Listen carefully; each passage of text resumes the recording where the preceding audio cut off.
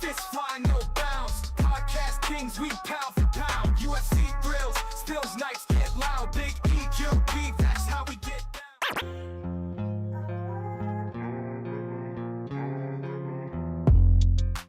Yo, what's up, everybody? Welcome back to another episode of the GRP.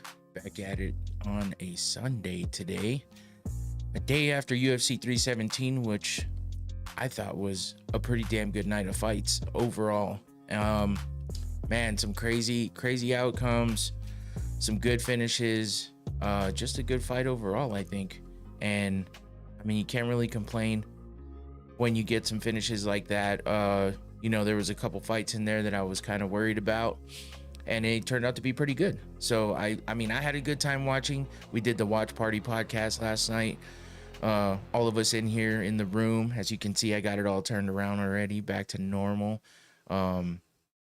And it was a good time then too. You know, it was kind of chill, laid back at first. I was trying to mess with the chat.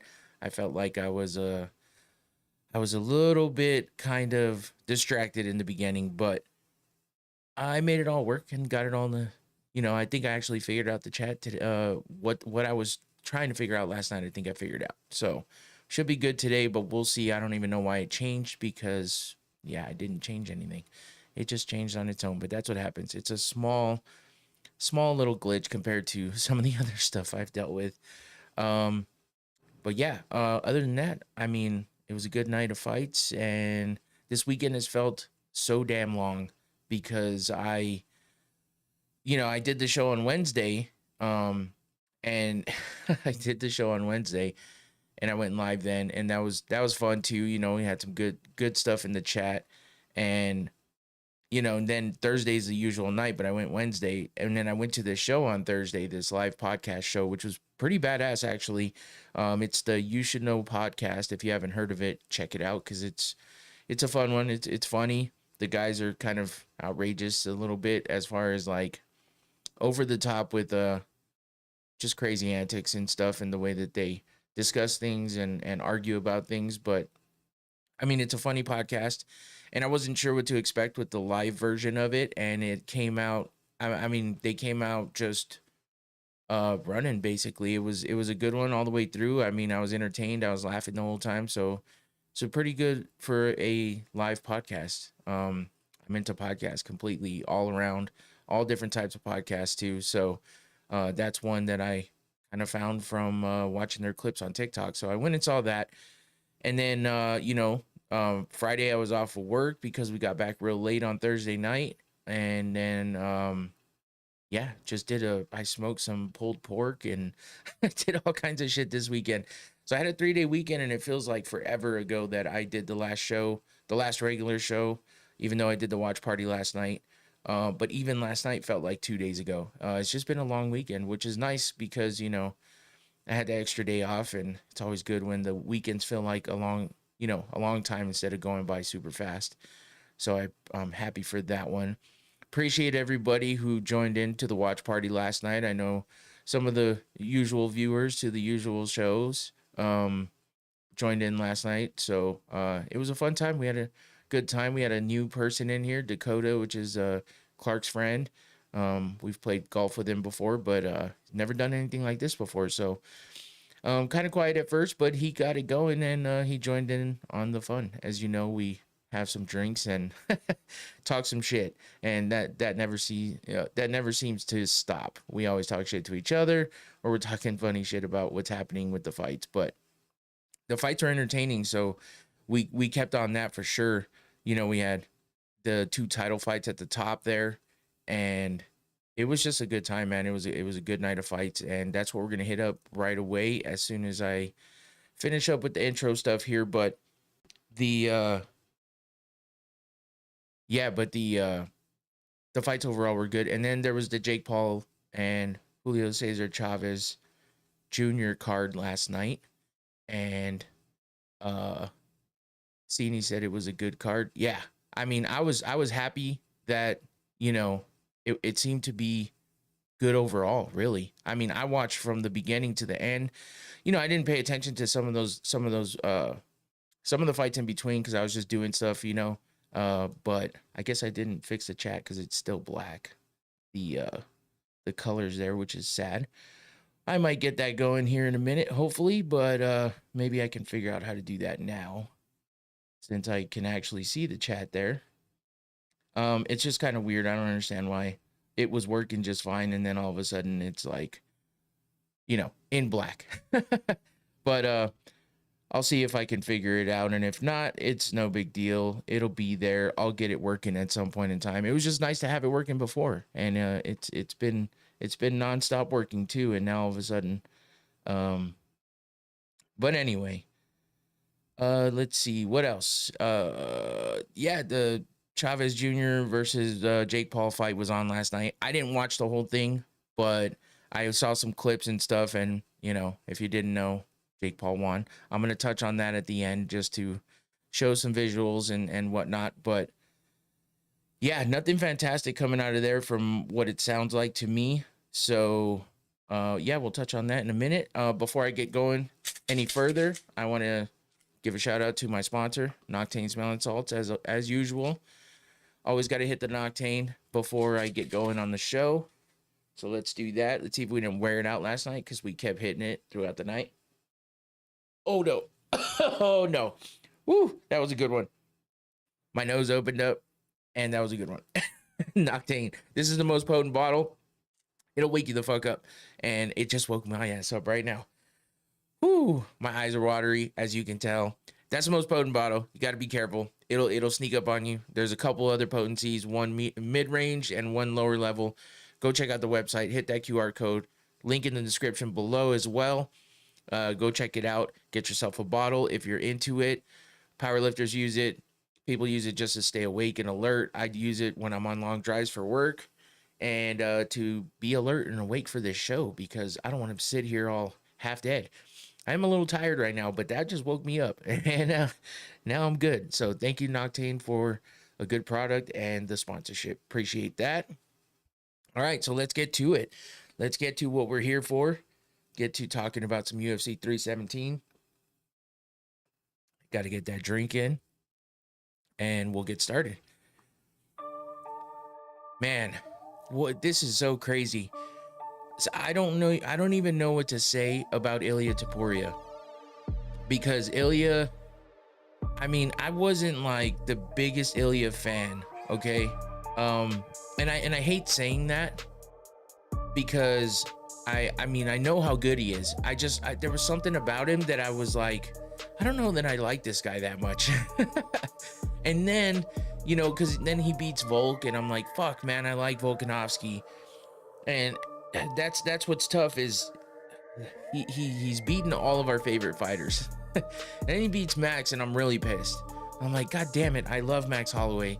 And he just got beat by Ilia, the first guy to stop him. And that's tough to swallow. And now Charles Oliveira. I mean, now Charles, we've seen Max lose, but we haven't seen him get finished like that. We've seen Volkanovski just be dominant and then except for Makhachev, which he went up a weight class and then he fought another time when he shouldn't have. But we've seen Charles lose before too, so it's not that surprising. But to see him lose like he did in a title fight, which is probably going to be the last one he'll ever get, that's where it gets tough. And so with Topuria doing this to him, and I say it that way because I'm just like, that's what he did. He did it to him. I don't know what else to say except for he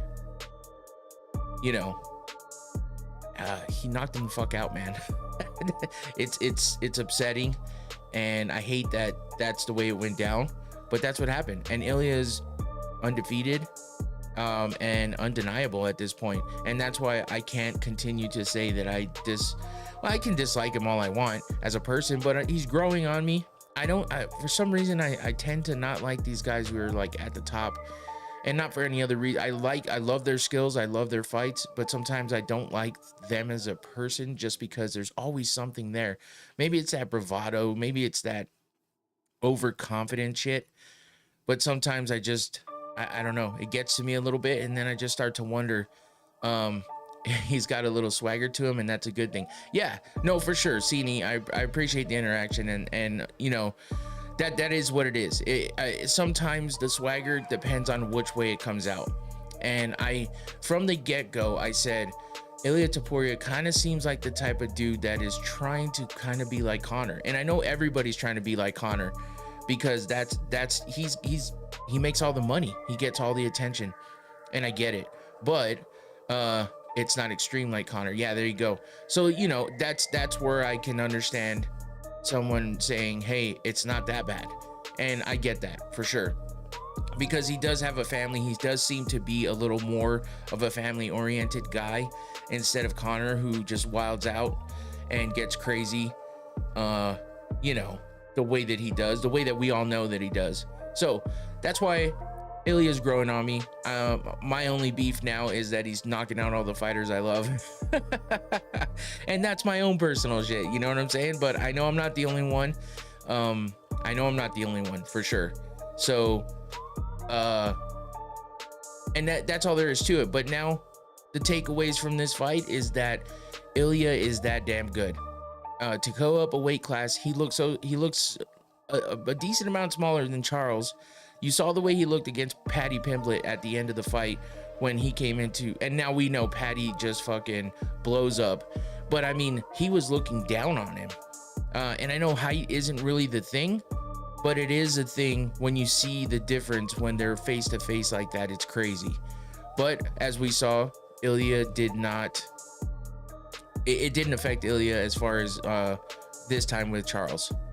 And maybe it just is that he did, you know, maybe it's because he belongs up here. Maybe that weight cut really was that hard. I hope I'm saying your name right. It's Cini, I believe. But they say hard to find a fighter like him in the lower weight classes that stand and bang. Part of that is that he's good defensive wrestling, plus the power he has at 5'6", 5'7". Yeah, that's why I say he's undeniable. Everything that we've seen him do. Yeah, you know, we saw a few little struggles here and there, things that happened to him when he was, you know, coming up. But that's everybody. But he's still undefeated. He hasn't been beat. And that's what I'm going to be interested to see is what happens when he gets, you know, what happens when he loses for the first time, I guess. That's kind of what I'm wondering and waiting to see, because it's always about how they bounce back. Sometimes these dominant guys, they don't know how to bounce back. So that might be the thing that I might have to wait and see. They said he was 174, 179 at fight time when he was at 145. I don't think he's much more than that, probably. Yeah, and that's why I don't see him going up in weight anymore. But we've seen this happen from, you know, we saw it with McGregor, and McGregor was cutting so much weight that he looked very small. So then when he finally stopped cutting the weight, then he looked bigger and bigger and bigger. So then we're like, you know, I guess we can understand why he's at 170 now.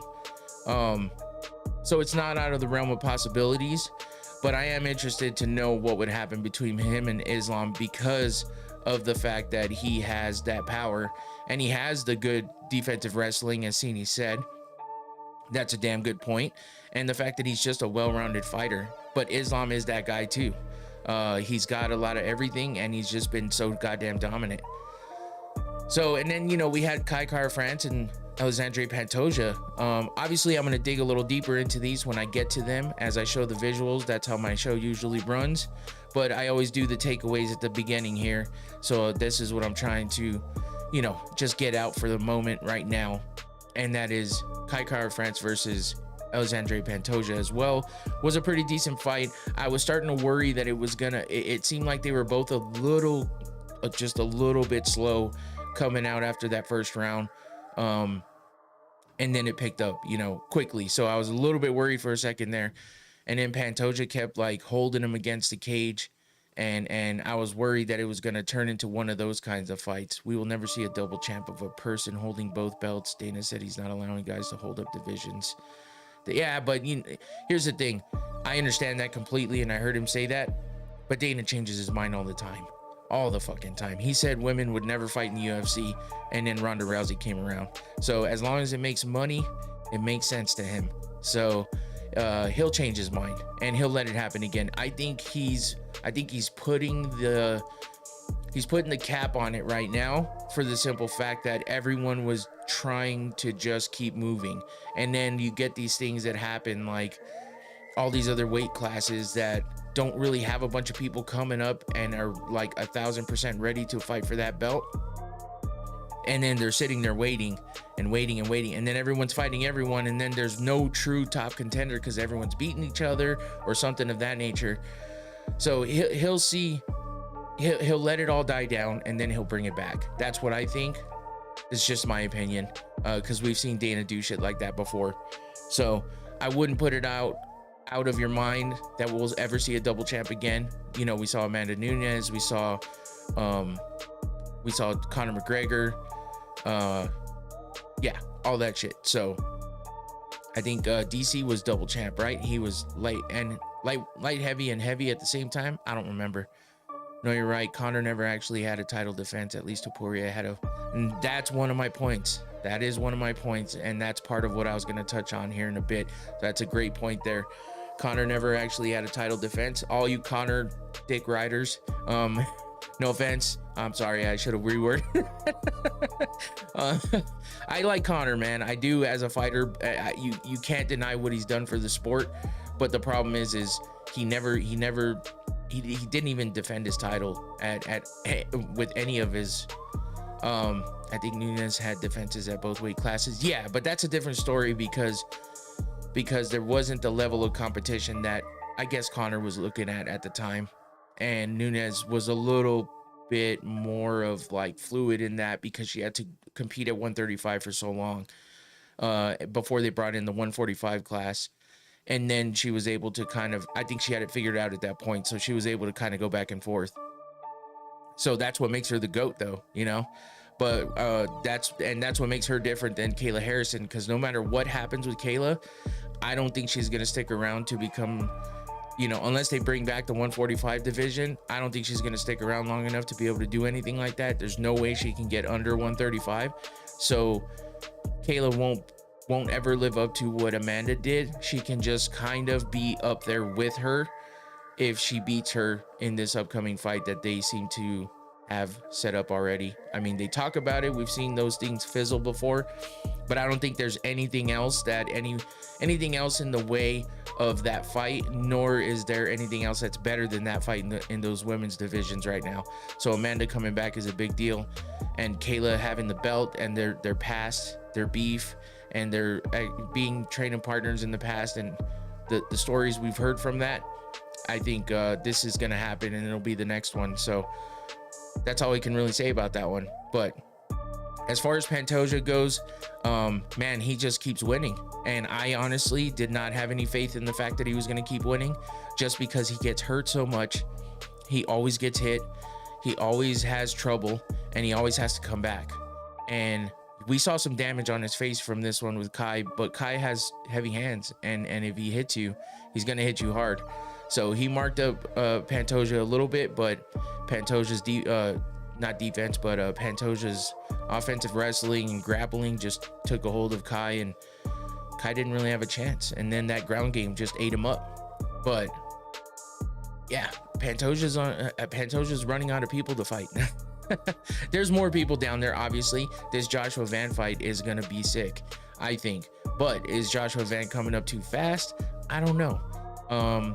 I don't know, because he's on a crazy ride right now, and Pantoja's so versatile. Yeah, and that's what I know now that I didn't know before, and I'm only saying that because I just didn't pay attention to him before, and I just kind of felt like he was one of those guys that was always reaching and would fall short a bit, and then he wins the title, and then I'm like, I don't see him keeping that title for very long. And look at now, he's got 4 title defenses. That's not a lot of people can't say that. As we said before, Conor didn't even defend any of his titles. So Pantoja's the man right now, and he's definitely doing big things. Him and Ilia put a stamp on things last night with those fights. So they did big things, and it was good. It was good for them. It's good for their careers. It's good for their names, and good for their reputations. So we're gonna see them continue on, and they both have seemingly really good fights lined up for them. Whether Ilia takes that, whether they actually make that Ilia Paddy fight, or Ilia and Sarukian, it doesn't look like Dana's too high on that one, but you never know. And then, you know, the Justin Gaethje talks, but it doesn't seem like Dana's too high on that one either. So I don't know. There was a lot that was kind of said in the press conference last night from Dana, but it is what it is. We'll have to wait and see. So before we get into the rest of the card, take a quick sip. Let's start from the bottom. I like to go over all these fights, especially when, and you know, I won't dive too deep or dig too deep on these, but you know, there were some really good ones from the get-go. So they're gonna make that Paddy fight. Dana said he didn't know about him jumping in, but he's getting yeah, the whole thing about Paddy jumping in is that, you know, Ilia's family was in there, and that's what he was worried about. He didn't want any drama going on and having somebody possibly get hurt. So, and I give Dana props for that one, man. Don't bring anybody into the cage when there's family in there, especially kids. The fight in England does numbers. It definitely does. It definitely does. So yeah, that would be a good one. And I just don't know, is Paddy really ready for that though? I don't know. He's kind of in the same spot that I see Joshua Van.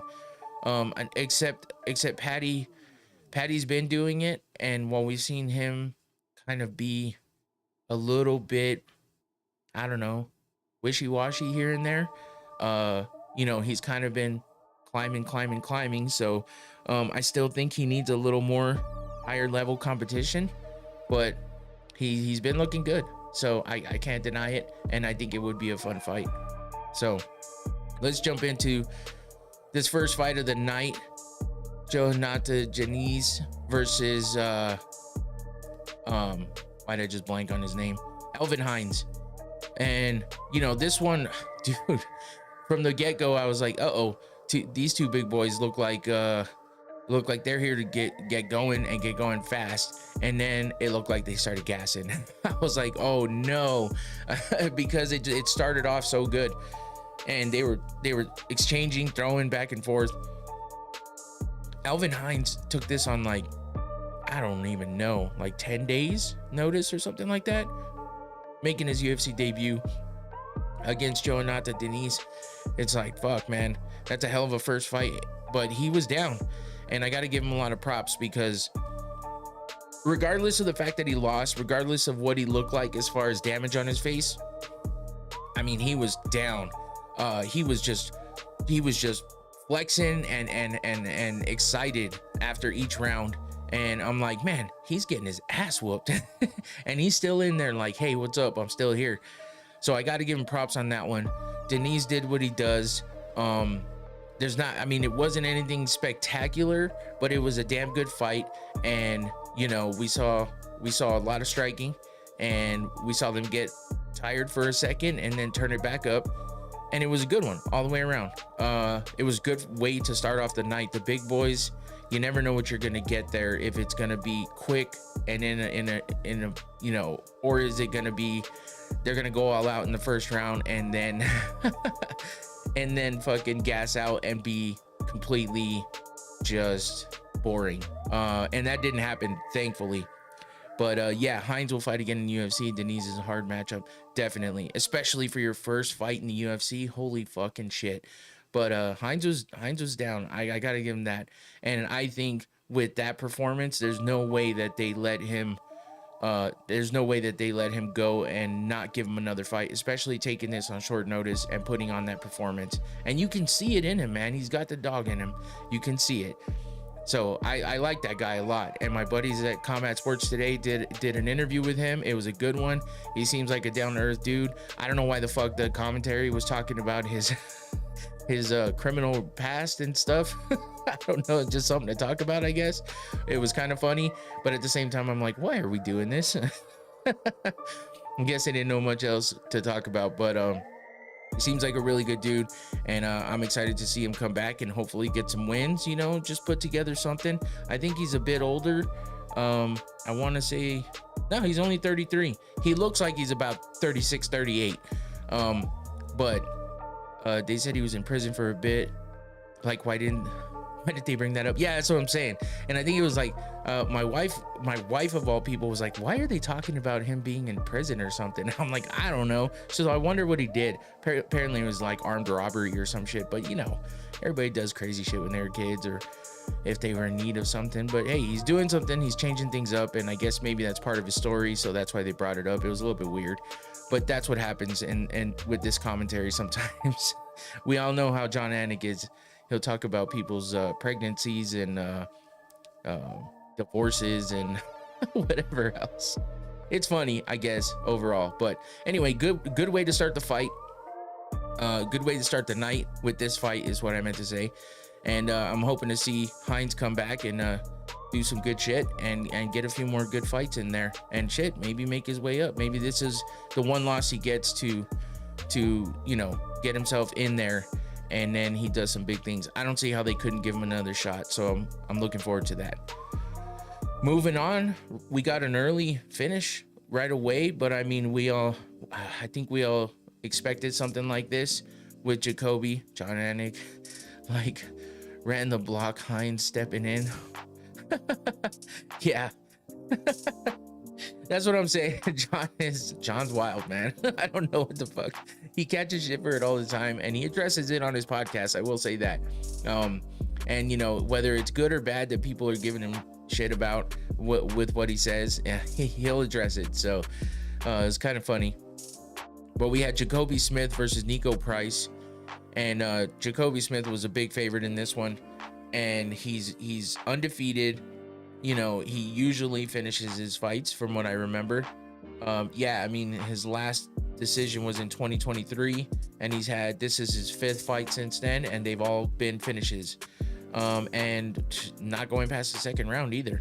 2 second round finishes, 3 first round finishes, and then a couple decisions before that. But, you know, that's what he does, and that's how he got out of the Contender Series with a big win.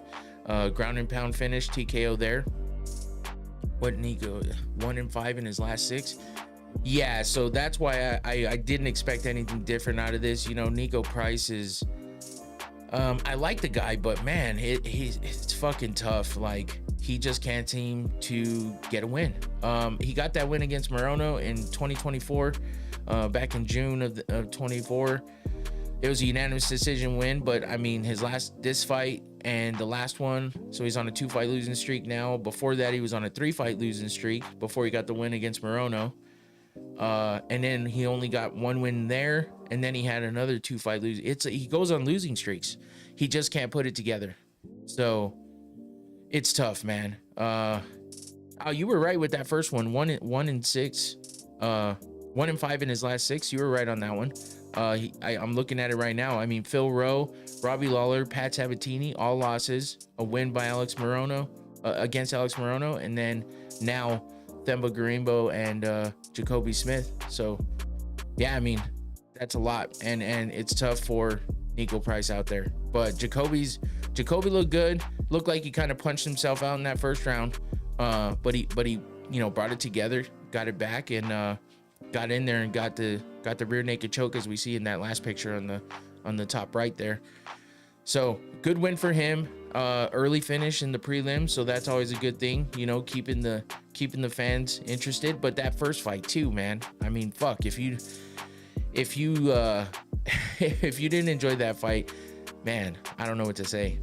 I overrated guys with big wingspan, 6 foot with 6'4". Please teach me this. Please teach this man a Tars. Yeah. Who are you talking about, Jacoby, or are you talking about Nico Price? I don't even know their heights. Jacoby is 5'10". Nico Price is Nico. Oh yeah, he is 6 foot. Oh yeah, I see what you're saying. I did not realize he was that tall. Holy shit. Yeah, you know what? Some guys just don't take to the ground game very well. I don't know. It is what it is, I guess. I'm not sure that he has.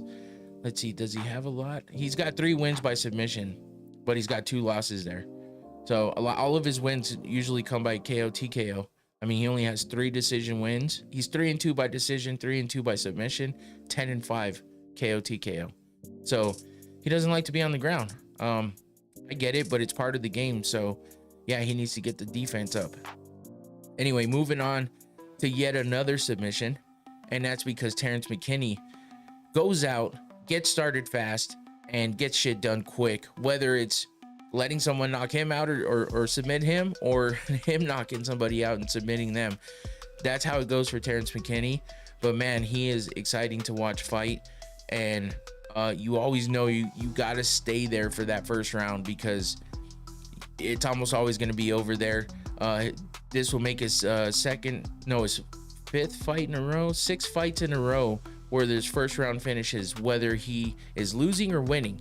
And I say that because he is in those last 6 fights, he's 3-3, 3 wins in the first round, 3 losses in the first round. So 4 wins and 2 losses, all of them in the first round. His 2 fights before that, were losses in the second round, and then before that, it went to another streak of first round finishes, whether he wins or loses. It's crazy. So you got to be there. You got to be ready to watch Terrence McKinney when he fights, because something's going to happen in that first round. And if not, it's going to be early in the second. Plain and simple. He hasn't hit a 3rd round in his career, from what I'm seeing. Maybe once. Oh, that was an amateur. Since he was an amateur, he has not hit a 3rd round, which is crazy.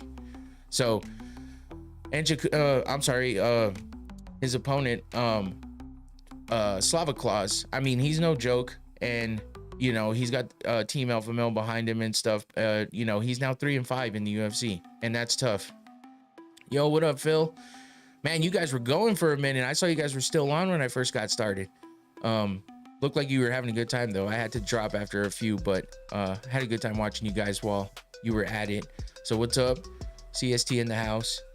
But yeah, Slava Claus is, I mean, 3-5, man. I had a lot of hope for him just by all the, we're down finally.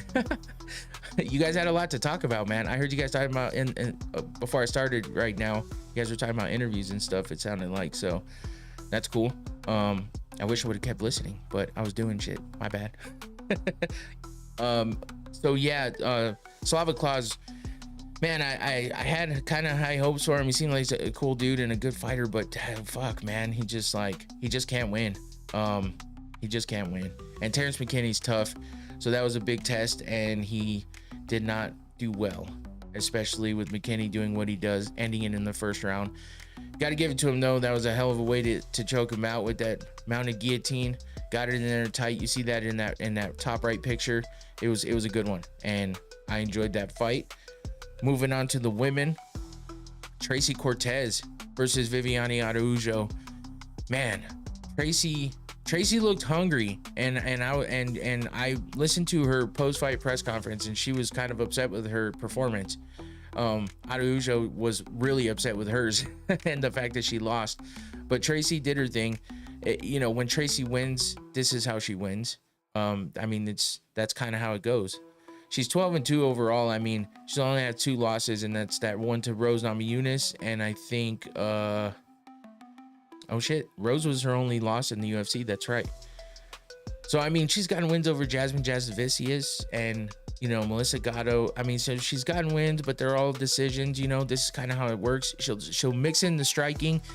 She'll you know, take you down and do some ground and pound there, maybe go for some submissions, but either way, she's gonna just try to stay dominant and try to keep it looking good for her, scoring points and making sure she gets that decision win. Sounded like she really wanted to get the finish this time, but she just couldn't do it. And Araújo's tough, so what else can you say except for I'm at least happy Tracy got the win. She did, you know, pull out the controversial stuff that's been happening around it, because she's from Phoenix. Did you see the beef after Cortez wins? I do agree though, Tracy's kind of boring. I feel like Tracy has potential to not be boring. I wouldn't say she's boring, at least fully. It's just this is how she wins, and it's not as boring as other women. Well, we know how the women's divisions are. It's a bit tough to get up and hyped for active. Yeah, there you go. In quotes, I get it. She's active. But yeah, so the women's divisions, that's how they go, and it is what it is.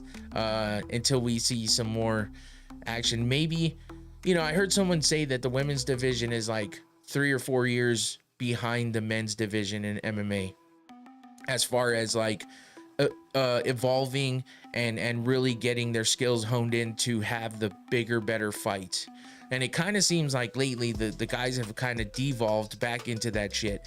But it's up and down all the time. People fight strategically so that they make sure that they get wins. They got to keep those wins. When people start seeing a lot of losses, I'm over here talking about it right now, it gets tough. And if you lose 3 in a row in the UFC, you might have to go find somewhere else to be for a little while, and there's not too many places. I will agree though, she's a gamer for all 3 rounds. Yeah, exactly. She's tough. She got beat up by Rose and she hung in there. But it is what it is, and all these women win that way. You hardly ever get the big crazy knockouts and stuff. So it was a decent fight. And Araujo, though, what you were talking about with the beef after, yeah, Araujo did not want to shake Cortez's hand. I don't know where that's coming from. I didn't hear much about what actually the beef was about or what she had a problem with. But in the end, it looks bad on her. Tracy's always a good sport. Even when Jasdavicius was like pulling her hair, she just called her out on it and was like, "Hey, what the fuck, you pulling my hair and shit?" And that's how it goes. Tracy's game. She's gonna call it out. And again, like I was saying, the post-fight interview in the cage, she spoke it in Spanish. She talked about all the ICE stuff going on and about her people and stuff. So I get it, man. She said she would feel like she was a coward if she didn't bring it up, being that her heritage and stuff like that. And I understand that too, me being Mexican and all, but I don't mix myself up in those things. I don't know enough about it. She said that too, and I give her credit for that. She acknowledged the fact that maybe she's not the one to be talking about it, but she felt like she has a platform and she needs to speak up, and she feels a certain type of way about it. So I'll give her credit for that. It is what it is. So let's move on to, man, why did I not? It's not changing. I love it when fighters talk in all their languages. Yeah. Hold on. I'm having a bit of an issue here. Let me check and see what's going on. Oh, I see what I did. Let me fix this real fast because I fucked up a little bit here. Oh, we want to show that one. There we go. All right.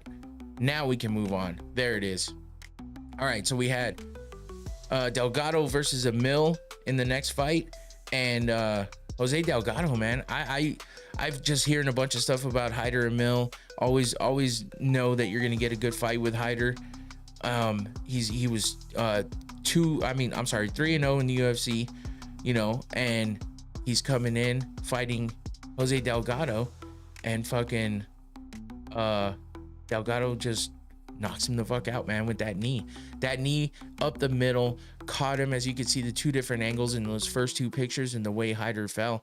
I mean, he popped back up quick, but yeah, that's what I was actually just looking at that, because I just hadn't really followed Delgado that much. I don't know why. I hadn't really just been on that train yet. But I mean, this fight really opened my eyes, and it's just me overlooking something. I just didn't see it.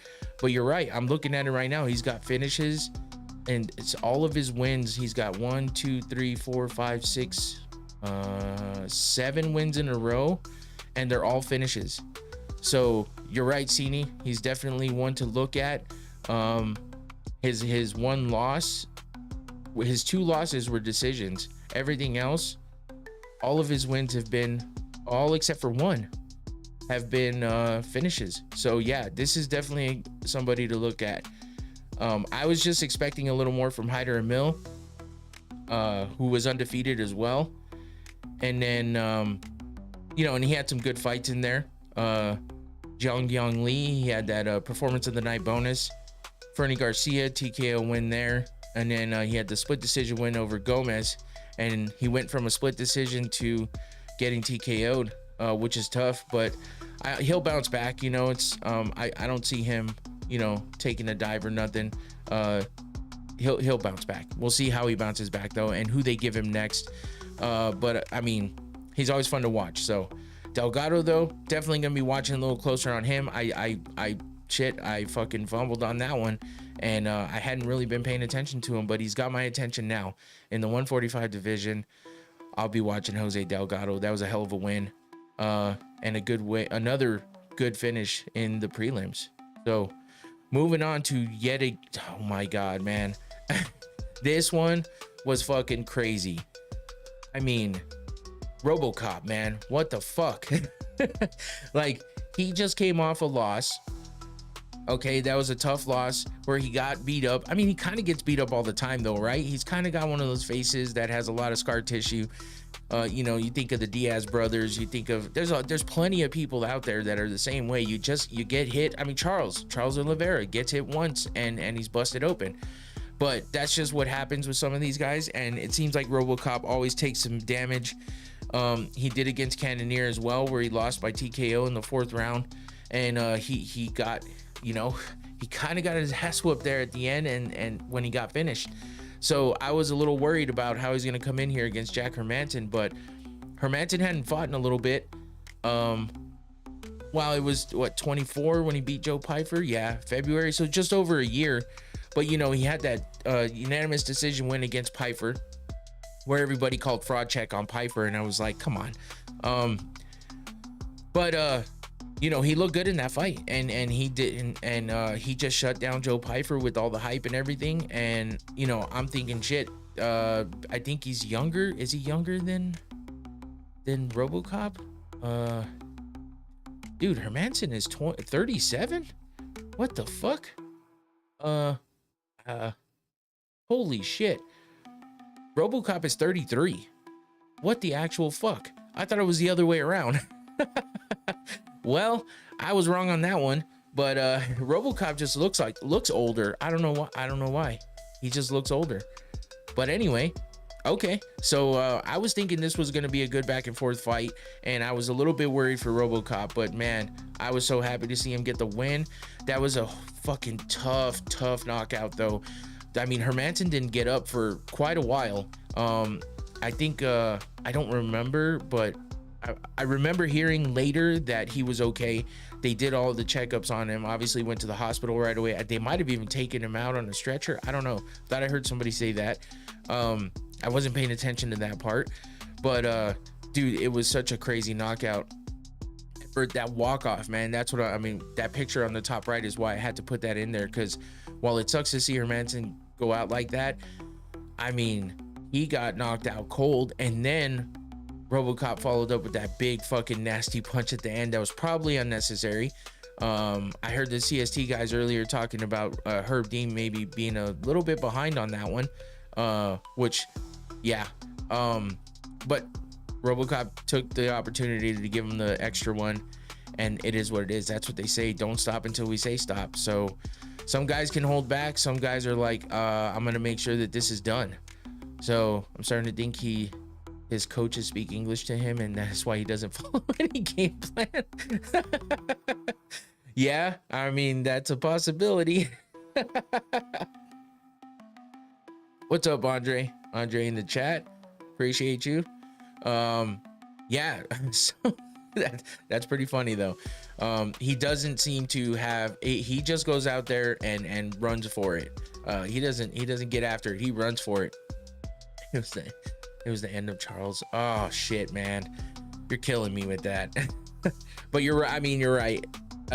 It's definitely the end of him possibly getting a title again, and it's unfortunate because I mean, he's been, yeah, I don't know. We'll get to it, but yeah, you were right, Andre. Unfortunately for Charles and people that are his fans. So Anyway, RoboCop with the big win against Hermanson. First round, less than a minute left, and he gets that big KO win. And with the follow-up, I did see some people giving him shit about that, so he's definitely taking heat. But it is what they're trained to do, and it is what they're told to do. So if you don't stop, and for some reason he jumps up, and think about Anderson Silva versus Michael Bisping, where it was like, what was it, a illegal kick or something, and Anderson just went and started celebrating and shit, and it's like, you got to pay attention, or you got to just keep going until you're told to stop. And if maybe that's a bad example, it's a similar situation but different circumstances, I guess. Anyway, it's the first thing I could think of. But if you're not paying attention, you look like a fool. It actually just happened the other what was it, last week, when there was an illegal knee. Didn't think it was illegal, turned around and started celebrating, and in the background you can see the ref calling a timeout. You got to pay attention. You can't stop. So yeah, it's a toss-up, man. I wouldn't give RoboCop too much shit. I think he did what he had to do, and it was impressive, and it sucks for Hermanson, but that's the game, right? So yeah, let's move on to the main card, starting off with Peyton Talbot versus Felipe Lima. And I was so impressed with Peyton's wrestling evolution from January. Yeah, exactly. He definitely stepped it up. He worked on that shit, because that was his problem in his last fight when he got beat for the first time. Also, everybody with the fraud check shit, but get out of here. I hate that shit. It's so stupid. But Tony Barcelos fucking did some work, and he fucking, wrestling, grappling, took a hold of Peyton, and didn't let him do what he normally does. He made him fight his game, and Peyton's not good at that. But obviously he worked on it, because he's taking down Lima. He's playing around on the ground, and he fucking comes out with the win. Unanimous decision win as well. I guess I can say I was somewhat distracted during this fight, because I was just kind of like, man, I don't know. I was expecting a little more from this fight, but I think I was being distracted on the watch party and not paying enough attention to know that this was actually a pretty good fight. When I went back and watched too, I realized it. So I'm like, I'm cool with being wrong. In the moment, it didn't seem great to me, but we had just seen that knockout from RoboCop. It was like, fuck, that shit was crazy.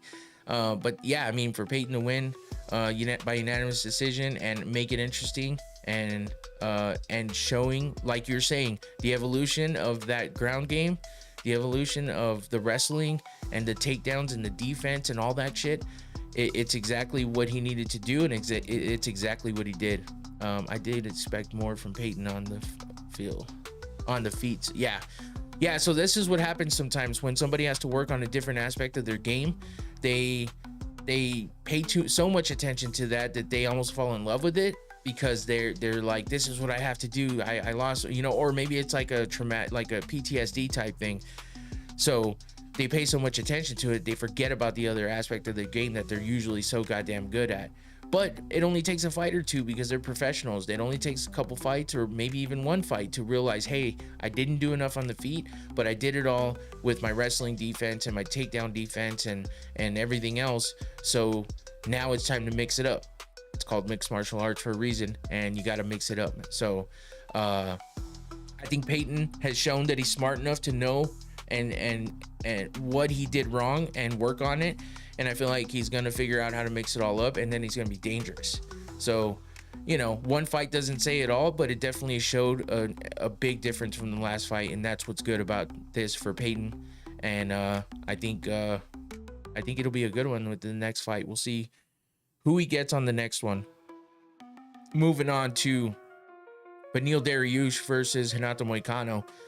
And I will say I was definitely rooting for Moicano. There's something about Beneil, I'm just like, I don't know. Beneil's just a different kind of dude for me. But you can't deny the talent, and I never do. And I'll never just say he sucks because of whatever. If they're good at fighting, I don't care if I like them or not. I will always give them their props on their skills and their talent, and they're in the UFC for a reason. And Beneil's been there for a minute. Beneil played a little bit with fire trying to stand up, but doesn't he always? Doesn't he? I mean, I feel like he always gets beat up. He's always coming from behind. He's like RoboCop.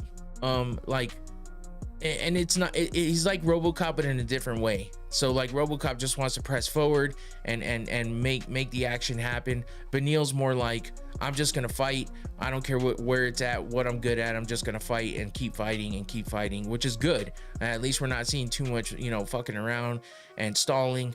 But he does get tired, and we saw that. Moicano was tired too, though. And I think that's what happened at the end of this fight. They both were so fucking gassed, and I feel like things could have been different if one of them had their cardio up to speed a bit. Maybe it's not even just that. Maybe it's just the way the fight went. I never know, because listen, I'm not a professional whatsoever. I'm just speaking on what I watched and saw. So, but the thing is they were both so fucking gassed at the end of that fight, and Beneil was like throwing kicks, and it was like fucking maybe 20% of what he was throwing throughout the rest of the night. He was hurting Moicano with those kicks. I like Renato. I will always root for him because he's a nice guy, but he had his chances. Yeah, and I feel like it's tough when you come off of a short notice title fight against one of the best out there right now in Makhachev, and then you lose. And how you gonna bounce back? He went off on the person asking the question. I don't know if they were an actual like media person or if it was just some random person, but he went off on them when they said, hey, how do you feel coming off a loss and blah blah blah blah. And he was like, don't speak to Renato about losses, and he fucking kind of lost his shit on that one. But it is what it is. I think we're gonna see him bounce back on this. I think he's still hungry to be in there and hungry to get some wins and maybe get back to that title fight. But he hit a speed bump here with Beneil, and it was a tough fight, and he came out with the L, and it's unfortunate for him. But for Beneil, he needed this win. Beneil was on a 2-fight losing streak, which now he turns Renato over to the 2-fight losing streak column, and that's tough for Renato, but Beneil's probably happy to be in that win column now. And after two hard losses for him against Charles Oliveira and Arman Tsarukyan, but those people are no punks there. Like Renato has been fighting a lot, maybe a break. Yeah, that might be what he needs. But he's all about that money. But yeah, he might need a break. Let that body rest a little bit, come back fresh. We've seen what he can do in the past. That's why he got that short notice title fight, and I know he can get there again. He is like 36 at this point, which it looks like, yeah, Beneil's the same age, so they're getting up there in age, but they still both we saw Beneil in there and beating Moicano. He's just got to be careful, because the way he gassed out in the end is what could lose him a fight in the future with some of these upper echelon guys. So that's where it gets tough for him. But let's move on to another crazy fucking fight. I was so fucking excited about this one, man. Joshua Van is the motherfucking man. To beat Brandon Royval like this, holy shit, man. It was a crazy fight all the way through. It was action all the way through, and both these guys were giving it their all. It was such a fucking great fight. I can't even believe it. And the way it ended is you could forget everything else that happened in the rest of the fight because of the last seconds of that fight. The way that Royval went down, and he knew it too, man. He fucking knew it, because when he got up, he just got up and was like, fuck. Like you saw it all over his face. You could read his lips. He made the movement, because he knew he got dropped at the end. He knew that lost him that fight, because it was 1-1 going into that third round. There was no way around it. Van won the first round, Royval won the second, and then getting into that third, it was back and forth. I think Van was kind of winning anyway, but if it was anywhere near close, that last sequence in those last seconds is what lost Royval that fight. But I think Van would have won anyway, honestly.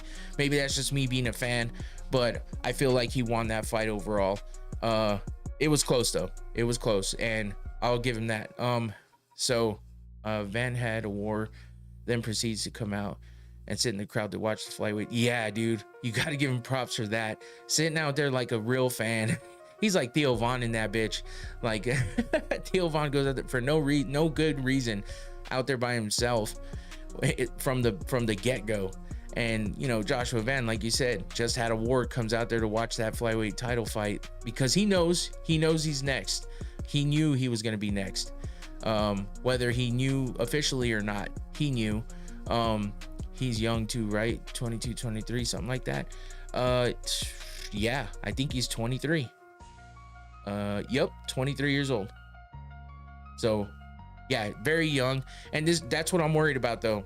Because I mean, if you look at his previous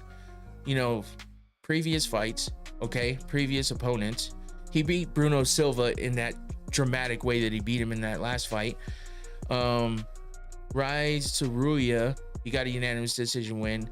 Cody Durden, Edgar Chavez, he got the loss against Charles Johnson. Kevin Borjas, Felipe Bunez, and I don't even know what that name is. So I mean, he's only got fucking 9 fights now in the UFC, and he's 8. Am I looking at the right one? I am. Yeah, he's 8-1. So he's got 9 fights. But the people that Royval has fought, that's what's crazy. And so maybe that's what speaks the volumes here. Pantoja would eat him up though. That's what I'm worried about. Look at Royval. He's fought Pantoja twice. He's fought Moreno, Tatsuro Taira, Mateusz Nicolau, Matt Snell. I mean, Kai Kara France, Tim Elliott. Those are some big names. He's got a few more. He's got more experience with the higher level of fights than Van does. But Van has looked so goddamn good, and that's what I'm worried about. Is that it's that what have you done lately? He's done some big shit. His last 2 fights are fucking amazing. His last few fights, I mean, his fights have been great regardless, but these last 2 are insane. So are we stuck on that, or is it just, or is it that he's on the fucking rise? We've seen it before. Someone comes out of nowhere and starts being a top contender because they get a couple big wins and they keep it going. Almost like when Canelo fought Mayweather. Yeah. Wait, what do you mean? Are you talking like the matchup with Pantoja and him would be like Canelo versus Mayweather, or this fight was like that? I guess maybe I'm thinking too deeply into it. But either way, Joshua Van's getting that title fight. Paddy flatlining Ilia. Yes, this matchup. Oh, okay. Banks, what's up, Banks? He says Paddy flatlining Ilia. Well, first of all, we got to see if they even make that matchup. I'm not 100% sure that wouldn't change between now and whenever they make that fight. But I don't know that I see Paddy doing that. I think I have stopped doubting Ilia at this point. And yes, he's in the higher weight class now, but he just took out one of the elite fighters in that weight class. So as far as I'm concerned, he's holding a lot of weight up there right now. And while Charles is probably in the back 9 of his career, that doesn't mean a whole lot. Charles's name is still good. And I don't think he'll ever get a title fight again, but I don't know that Paddy's at that level. Again, it could be one of those things. Look, people thought Matt Serra was not at the level to try to fight GSP, but look what he did. He came out and even though he didn't ever defend his title, he came out and he beat GSP. So that shit was crazy. So things like that happen. So maybe Paddy would do it, and he's got a lot of clout behind him. He's got a big following, and but we've seen some of his fights go a bad way, and maybe not him getting finished or anything, but I'm just saying in ways where he didn't look so good. So I doubt Paddy a little bit, but it would be crazy to see him be the one to beat Ilia first. That would be nuts. I really like Paddy, and he was impressive versus Chandler, but I don't see it. Yeah, I kind of feel like if he was more impressive against Chandler, it might have been saying a little more, but I don't know. That's a tough one. Joshua Van, though, man, I got to give him his props. Everything he did in this fight, everything he did in his last fight. This fight, though, it just showed improved how much he has in him, how much he can withstand, and how deep he can dig to get that win. And so, you know, this was just such a fucking crazy fight. That last sequence was insane, and it was entertaining as fuck. So that's all I can say. Congrats to Joshua Van, and man, getting that title fight, I hope it happens. Had a good time for both fighters, so we see a really good fight, and I wish him all the luck. Moving on to his future opponent, Alexandre Pantoja. Do you have Islam or JDM? Oh, that one's tough because we have Islam going up, right? But we have Islam going up, but JDM came out of nowhere. And while nobody gives Bilal any credit, he still beat Bilal and while he's the champ. So regardless of anything you might think of Bilal, JDM still beat him handily. So this one's tough. I think JDM is really, really good, but if Islam's reputation, if he lives up to that reputation, he's beating JDM regardless. I don't see a real good way, aside from a possible just happen to catch Islam with some hands or a kick. That's about the only way I see JDM winning that. So I'd have to say Islam, just out of pure, like, I don't know, gut instinct, I guess. We haven't seen we've seen a lot out of JDM, but at the same time, it hasn't been at the level of Islam, whether they're in the same weight class or not. So that's why that makes it tough. We'll see what Islam can do in that higher weight class. But as far as Pantoja versus Kai Kara-France, I mean, it was over in the third round. You know, it got a little bit testy there in between. I felt like it might turn into just a lay and pray situation, whether it be Pantoja holding him against the cage or just holding him down on the mat. Kai Kara-France is a striker. I mean, we know that. He doesn't, I mean, let's see. He's got 3 wins by submission, 4 losses by submission, and then he's got double-digit wins by decision and KO TKO. So we know what he's going for. We know what he's doing. He's got heavy hands. He's got a lot of power for that weight class. But I mean, he was coming off of 2 losses before he beat Steve Erceg, you know. And he got a fight of the night against Brandon Moreno, but Moreno is a good matchup for him because Moreno likes to fight it out too. They like to stand and bang and trade. And so that was a crazy fight, but he lost. And then he loses to Amir Albazi, and then he comes back and gets a great win against Steve Erceg, but that was Steve Erceg coming off the title loss, and he just didn't bounce back. So, you know, Pantoja beat Erceg too, but it was a hard-fought win with Erceg when Kai was able to beat him. Let's see, TKO'd him, so he actually finished him. What round was that in? Looks like shit, I don't even know. Who cares? Anyway, Kai finished him, Pantoja didn't, and Pantoja was really close to losing to him. So that was one of the things I was thinking about when leading up to this fight. But Pantoja just showed why he's the champ, and you know, he takes some lumps here and there, and he gets hit all the time, but this wasn't enough to get him to lose this time. And that's unfortunate for Kai. You know, he had a great lead up to this and a great story, just, you know, trying to, you know, secure the title, but it just wasn't his time. And he's more of a leaping hook guy to get a lot of power, not really a stand in the pocket fighter. Well, yeah, that plays into Pantoja because Kai has got to lunch. Yeah, well, I feel like his size has a lot to do with that as well. But regardless of that, we've seen him use that power, and so that's kind of what I'm referring to. But I understand what you're saying, and it's a good point. And yeah, I mean, Pantoja showed and proved why it doesn't work against him, and he got the submission win. You know, Kai just didn't know what to do down there. He fought it out for a little bit, but he just couldn't handle what Pantoja was throwing at him. So it is what it is. Pantoja becomes a champ. I mean, defends his title again and for the 4th time this time. And I think he like broke some records or something too. He did put up a good fight defending that sub. Yeah, it just didn't seem like he knew how to fully get out of it, but he hung in there. He hung in there, and I mean, I gotta give him credit for that. But yeah, ultimately loses. And Pantoja is just one of those sneaker champs, man. Like, he's putting together some defenses now, and it's just like, you don't see that a lot these days.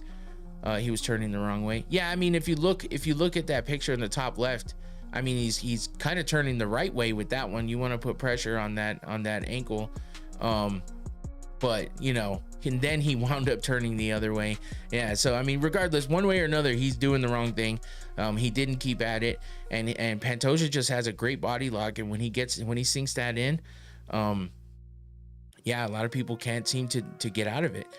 And Kai's so small that, you know, it's easy to wrap those legs around him and easy to lock it in. And Pantoja being strong at that position, it is, you know, it was the best thing for him. So he was able to secure that submission.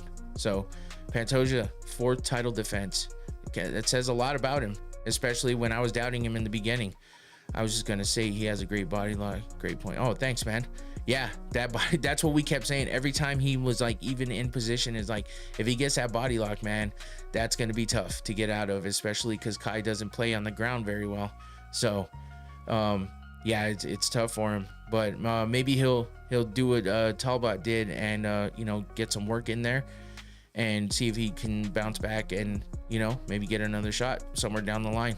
I like Kai Kara-France. I just don't see him being one of the elites. Short legs but big feet. Yeah, okay. I didn't notice that one, but so yeah, I like Kai. I just don't know. I don't know that he'll ever be a champ. I think it's a situational. There's a situational way for him to become a champ. It's not like inevitable. And he's a great top level fighter. I just don't know that he'll ever get past that. So moving on to the main event, Ilia Topuria versus Charles Oliveira. Man, Charlie Olives. Oh, fuck. I mean, this was a heartbreaker, only in the way that to see him go out like that. He said that he was 5'4", but wears a size 12. Oh, goddamn. Yeah. I mean, I'm 5'11" and I wear a size 13. So 5'4" with a size 12. Yeah, he's looking like he's got some flippers on. The clown shoes. But oh shit, yeah. But Ilia, man, just like I said at the top, proving why he's so goddamn good. El Matador. I mean, after dropping the title, you know, vacating, and moving up, it's like people were questioning, is that the right move? Is he doing this too early? I mean, how many title defenses did he have? I think he only had 2. No, he only had 1. He beat Volkanovski, defended versus Holloway, and now he's the 155 champ. So yeah, only 1 defense, but still he did more than Conor did. So I gotta give him that. So all he has to do is defend 1 time in that next weight class, and he's already passing up Conor with that. But as far as in Conor's original division, he passed him because he had 1 title defense there. Conor did not. So Conor was on to bigger and better things to him, but wasn't, you know, we saw how that has wound up and where that's gotten him. And that's the thing. A lot of people are, you know, kind of comparing Ilia to Conor, and they kind of have from the get-go, right? Because of his striking style. And then it's always been a thing about the tattoos. You know, I've seen so many side-by-side pictures. His back tattoo especially, but I don't know, you know, it's just like tribal work back in the day. Tribal, I got tribal here, I got tribal, you know, back in the day, that's what was hot, that's what looked good, and that's what people wanted. Maybe that's one of those tattoos that's that way. I don't fucking know. But he's got so many like similarities. He's talked about, you know, wanting to do kind of what Conor's done and all that. I feel like he has the potential to be better in so many ways, and including the fact that he defended once at least in the 145 division before he moved up, and And on top of that, he seems like more of a down-to-earth guy. He doesn't seem like he's got these demons that keep calling him outside of the cage. He's not that wild boy out there, at least that I know of, that I've seen. So with that being said, he has potential to do really big things. People are already talking about him going up to 170, and it's like, hold the fuck on. Like, he just won the title. Let's see him do something against someone who is maybe in their actual full-on prime. Because I won't say that Oliveira is out of his prime. Maybe he is now, but I will say he was at the tail end of all that.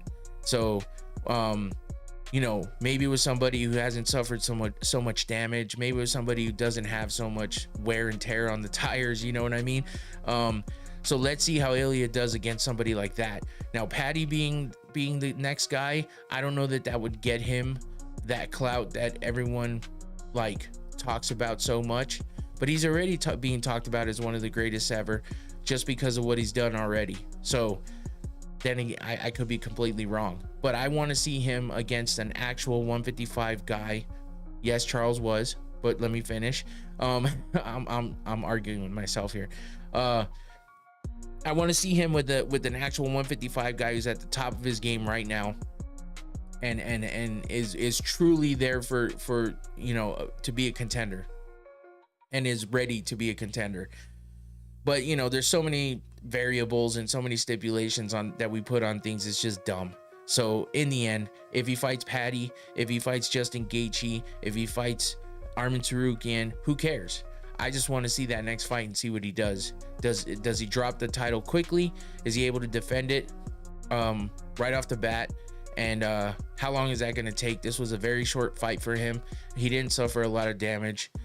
It was only less than one round. Obviously, we didn't even go a full half the round. So he got it done quick, and he didn't take a lot of damage. So how much time is he going to need before we see that title defense? I don't know. But the UFC is definitely going to be looking at him for the numbers, because he brings in a lot of people. He's fucking super popular, especially outside of the US. I saw something like he's got so many goddamn followers on every social media that he has. It's crazy. So he's definitely popular. He's got everything that makes a good champ and a very popular fighter and a star. So a lot of people wondered if this was a mistake going up in weight so early, so soon after getting the title. He showed and proved why it wasn't a bad idea, and now he's a 2-division champion. So you got to give him his props. There's no way around it. Ilia Topuria is the fucking truth. And to watch him walk away like he does, you know, you see him walk away like this, like in that top right picture, and you're just like, fuck, that's what he did against Max, you know. And then we watched him knock out Volkanovski, and it's like, god damn it, stop beating the people I like. I don't even like you that much. That's what I was always saying, because I just wasn't the biggest fan of his. I'm a fan of his work and his skills, of him alone as a full entire person with everything included. I just wasn't a big fan. I don't know why. I'm just being weird. I'm just being legit and truthful, though. That's how I felt. I just wasn't feeling him like that, and I've changed. He's changed my mind. I see him with his family. I see him with, you know, the way he carries himself. He's a little bit cringe here and there, but no big deal. And he's the truth, and he fucking showed it. And he showed you why with this fight, going up a weight class, beating one of the top level guys, a former champion himself in that same division. How much more do you need, I guess? But I am waiting to see what's next for him, and where he goes from here, and how he does it. Is he going to continue with these finishes, with these exciting finishes, knocking out, let's see, Oliveira, Max Holloway, Volkanovski? God damn it, he beat the shit out of Josh Emmett, went to a decision, but beat the shit out of him. Fucking submitted Bryce Mitchell, finished Jai Herbert. But if I remember right, he ran into some trouble in that Jai Herbert fight, so he submitted Ryan Hall, the fucking leg lock guy. Ilia doesn't duck anyone, but he only takes fights in which he's 100% confident. You kind of contradicted yourself there a little bit, Zark, because maybe that's just opportunity. You know, maybe just, I guess maybe that's what it is. Maybe it's opportunity that you're saying. He gets the opportunity to fight somebody he's 100% confident on, so he takes that fight, and maybe something else was in the works or could have been there, and then, you know, have we truly seen him? We haven't. You said it yourself. He doesn't duck anyone. So I'm a little bit confused by that one. That one kind of spun my mind around a little bit. I kind of get what you're saying. He was chasing Islam and wanted to fight for the past year. Oh, okay, so are you alluding to that? That's a good point. He hadn't fought, you know. I don't know, that might be a promotion thing, because the UFC's just holding back on all these fucking fights, right? So that one's a little bit of a toss-up and up in the air. Yeah, he was chasing Islam, but then Islam leaves too, so is Islam the duck in this situation, or who knows? That's a confusing one. That one you tripped me up with that one. I don't know if it's the way it was worded or what. UFC Bernabeu in Spain would be much bigger than Whittaker versus Adesanya at Melbourne. Yeah, the following that Topuria has, I believe that. I I feel like, just like in soccer, that was a sneeze. Ooh, sorry. The way, I don't understand your comment, Zark. Are you talking about the last one? Anyway, I feel like it would probably be bigger, just the following that Topuria has, and being in Spain and all that. That would be insane. So I think you're right on that one. I feel like Izzy was a big star, but the crazy international, you know, appeal that Topuria has, I think it would be bigger. So in the end, we get the unfortunate KO, seeing Charles Oliveira bloody on the canvas, knocked out with his eyes open. Fuck, that's all I gotta say. It was tough to watch. If Umar would have been a bantamweight champ, would UFC consider doing a Dagestan? Going to Dagestan as 3 champions would be from there.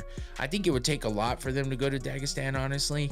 I don't know that that's somewhere they really see any kind of upside to, but you never know. I think with Khabib, you know, if they didn't go there with Khabib, then, I mean, they didn't, right? I don't think they actually went to Dagestan. They just went to Russia. Who knows? But yeah, Umar, he missed that chance. That sucks for him. But Merab, it's gonna take a lot to get Merab out of there. And I think that the UFC would definitely not want to promote, like, they're not gonna promote the Dagestani stars like they did the Nigerian stars. I feel like maybe that's something that they don't necessarily want. They don't like that fighting style. Unless you do it like Khabib. Topuria has said that he wanted to fight way before he defended his 145 belt. Islam said he didn't want to fight any more 145ers. Plus him wanting to get the welterweight title at the perfect time after JDM won. Okay, so he's talking about the previous comment about the ducking thing. Yeah, I get it. Yeah, that's the thing, is everything was situational, you know. It was coincidental, I guess you could say, because, you know, Islam wanted to go up. He had already fought Volkanovski and caught a bunch of shit about how, oh yeah, you beat the guy from the 145er. So, and he did it twice. So people weren't really giving him the credit for that one, regardless of the fact that it was Volk. So he was like, yeah, I don't want to fight any more guys that are coming up from down there. So I guess you could say he's ducking. But at the same time, you know, Topuria was chasing him, and it's just unfortunate he jumped to another weight class, and Topuria's already trying to jump 1 weight class. Why would he just jump 2 right away? So it might not make the most sense. So yeah, I don't think Topuria is ducking anybody. It's just a coincidental type situation. It was all weird. UFC's been weird about all that stuff. So, but Topuria definitely showed and proved why he's a great champ, a real champ, and he's the truth, man. If you think Topuria is afraid of Islam, then you are wrong. If you think Islam would win, then that is a different story. Just know I would favor Islam in the matchup at 155. Yeah, and that was always the question, right? If Ilia's coming up and Islam would have stayed there, then the size and weight difference is really one of the bigger issues. And so that's what everybody was questioning. But I mean, we didn't get to see it. I mean, that it is what it is. I think I would just reserve my feeling on that until there's a chance that they might fight again. But I do think Islam is really talented and has a strong ground game. But we've seen Topuria, have a strong ground game as well, defense and all. And being what he's done so far, I think it would be an entertaining and it would be a challenging fight for both sides. So yeah, we'll see if we ever get to see it. I was saying this earlier, Conor went from 145 to 170, so there's a possibility. I mean, think about it.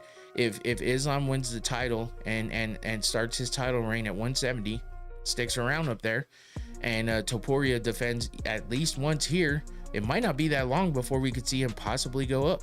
Maybe he'll want to do it, and if he does, it's another Conor McGregor story. But Conor's never really done that well in 170, but he didn't win a belt there, that's for sure. So maybe Topuria is the first one to do it. I don't know, because Pereira was chasing that three division championship, and unfortunately he didn't make it. There's still time for him, but he didn't make it yet. So maybe Topuria beats him there. I don't know. Maybe that's the plan. Maybe he started thinking about that after Islam moved up, and maybe that's that ghost he's going to keep chasing. We won't know until we know, right? So that does it for UFC 317. Very fun card.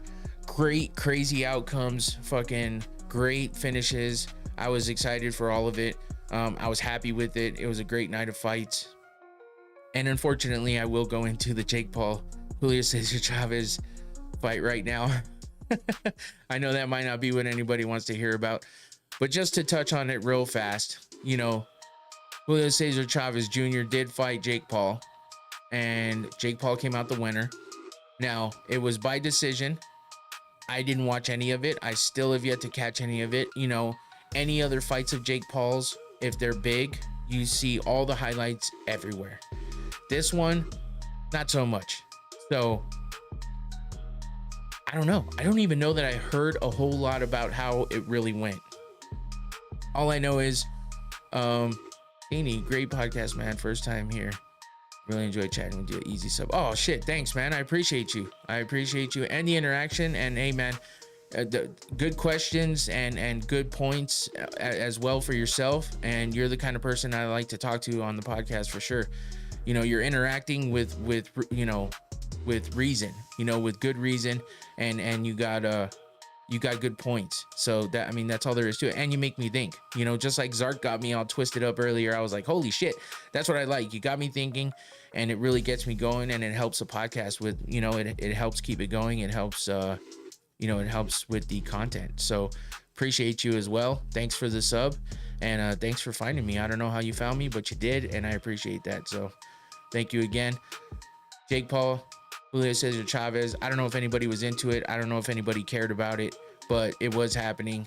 Being Chavez Jr. being the son of a GOAT. Yeah. Whether you want to call him that or not, he's a legend, regardless. Julio Cesar Chavez, that is. So in the sport of boxing, he's a legend. And, we've seen his son fight other MMA fighters like Anderson Silva, Uriah Hall. And he did all right against, Hall, and then, he lost against Silva. But regardless of that, he comes in fighting Jake Paul, probably getting some good money to do it and wanting to shut him up a little bit maybe. But Jake Paul was able to get the win, as you can see, landing some good punches here. I mean, these are the pictures. I didn't get to watch the whole fight, and I don't really care. I don't even know that I'm going to go back and find it, but I do cover Jake Paul stuff because he has fought a lot of MMA fighters in the past. So I'm always waiting to see who's going to be the first one to beat him. And this time it was, boxer on boxer, but an actually established boxer this time, as opposed to just some can. But in the end, you showed up on my YouTube homepage for recommendations. Oh, recommend. Hell yeah. Well, shit. Thank you, YouTube. I guess if you're following MMA stuff, yeah, there's a good chance I pop up on there. And you know, I've had some good interactions and good views lately, so that's what I like to see. What up, Infinity? So yeah, appreciate that, Cini. And shit, thanks for just coming in and acting like this was your home, because it is now. You did a damn good job of making yourself comfortable, and I appreciate that, because you did it in all the right ways. But yeah, so Jake Paul getting the win over Julio Cesar Chavez Jr. Again, I just wanted to cover it real quick in case anybody was interested. Them going upside, you know, next to the UFC, with the UFC 317 being as big as it was, that was a goddamn mistake. I'll tell you that right now, because I don't know of anybody that gave a shit about this fight, and for good reason if you see the outcome of both fights. So in the end, Jake Paul gets yet another win, still with people talking shit about, you know, his career and how he's done it and blah blah blah blah blah, whatever. You know, that it's gonna keep going. That's how it's gonna work with Jake Paul until he fights somebody that's truly legit in everybody's eyes, and it's gonna take a lot before he gets that or gets there. So I don't really know what can get him out of that space that he's in, but as of right now, it doesn't matter. It's over. This fight is over. He won, and that's all there is to it. So good for him. Congrats to Jake. We'll see what happens next with him. I assume he's going to probably get some other kind of fight that's going to bring a lot of traction and a lot of eyes, because that's what he does. It seems like he fights somebody that may not be the most popular, and then he turns it around and fights the most popular person you can think of. So we'll see what's up next for Jake Paul. He's been a little quiet on this front, so not sure, but that's it. That about does it. UFC 317 was great. It was a great event, and it was a fun watch, and yeah, I had fun at the watch party. So if you didn't catch it and you're new here like Cini, you know, check out the watch parties when they come up. I do them for all the pay-per-views. We're live when the main card goes live, and we just react live to all the fights on the main card. So if you didn't catch it this time, check it out the next time. Go back and watch the one from last night if you want a little taste of what was going down. We have some drinks, we talk some shit, and we watch the fights. So if you don't want to hear the kind of weird bullshit that the commentary is talking about, come listen to us. And Infinity's in the chat right now. He was in the chat last night, adding to it. So yeah, thanks again, Cini, Zark. Thank you for jumping in. Infinity, always appreciate it. You're always in there supporting, so I appreciate that. That's it for me. Come back on Thursday. I will have well, there's no preview because there's no UFC this upcoming night or this upcoming weekend, so I'll have some other content. We'll talk about some combat sports news and whatever other kind of events might be happening. So that's it for me. I'm out of here. Take it easy. Have a good one. Peace.